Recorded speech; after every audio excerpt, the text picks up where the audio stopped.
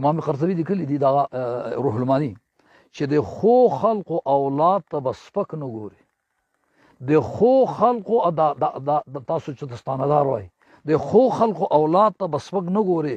کم وخته پورې چې کافر شوی نه وي، که نور اعمال څومره کمزوري ته به د عزت په نظر باندې ګوري. ما ته مولانا عبدالغني غني هاشمي خبره کوله، خو ما ته برای راست پیر صبا حضرت صاحب ما ته خبره نه وکړې. پیر صبا حضرت صاحب فرمایل چې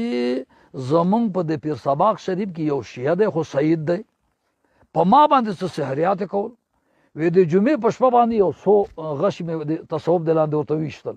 چې ویشتل په دغه شمې رسول الله مې په خوب کې لید صلی الله علیه وسلم. ما ته عبدالسلام وایو صاحب کم از کم زما د خاندان خیال خو به دې ساتلی. حیران شوم چې یا الله یا رسول الله هغه شیعه دی خو بیا هم خیال ساتي صاحب، شیعه دی بیا هم خیال ساتي صاحب.